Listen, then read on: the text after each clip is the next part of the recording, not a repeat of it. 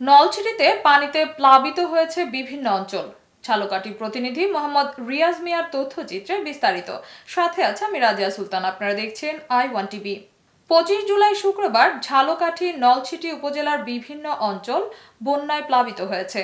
এ সময় গবাদি পশু সহ অনেকেই নিরাপদ স্থানে ছুটে গিয়েছেন। বিভিন্ন এলাকায় বন্যায় খাদ্যের অভাব দেখা দিলে নলছিটি উপজেলা ছাত্রদলের আহ্বায়ক সাইদুল ইসলাম রনি তাৎক্ষণিক ত্রাণ নিয়ে ছুটে যায় বন্যার্তদের মাঝে। বিশেষ করে নলছিটি উপজেলার বিষখালী নদীর পার্শ্ববর্তী রানাপাশা ও মোল্লারহাট ইউনিয়নের রাজাবাড়িয়া এলাকায় এই ত্রাণ বিতরণ করা হয়। স্থানীয়রা জানিয়েছেন, বন্যার পানিতে আমরা যখন দিশেহারা, আমাদের প্রায় লোকের ঘরের ভাত রান্না করার চুলা পানিতে ডুবে গিয়েছে। সময় মতো যদি আমরা এই শুকনো খাবারগুলো না পেতাম তাহলে হয়তো বউ বাচ্চা নিয়ে না খেয়ে থাকতে হতো।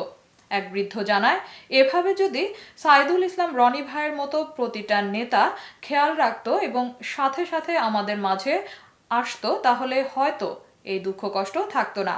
তারা দোয়া করে বলেন, আল্লাহ তাদেরকে দীর্ঘ আয়ু দান করুক। তৈরি করে বা আলাদা আলাদা প্রত্যেকের জন্য একটা ঘর থাকবে, আশ্রয়কেন্দ্র থাকে না বিভিন্ন বড় বড়, আমরা ফ্যামিলি আছে 5-6টা ফ্যামিলি আছে। ওগুলো তো সরকারের তরফ থেকে যখন ইন্সপেকশন আসবে কয়টা পরিবার আছে কারকারি সব ঠিক করে দেবে ইনশাল্লাহ।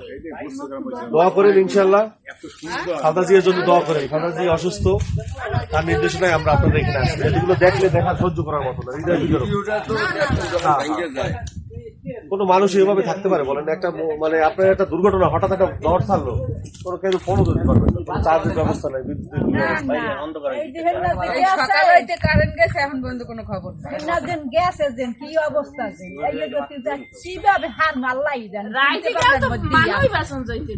ইনশাল্লাহ আবার আসবো ইনশাল্লাহ, খুব শীঘ্রই একটা ফয়সালা হবে এর একটা প্রকল্প ইনশাল্লাহ। ভালো থাকেন চাষি, দোয়া করেন।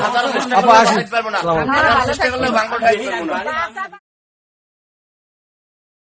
এতক্ষণ সঙ্গে থাকার জন্য ধন্যবাদ।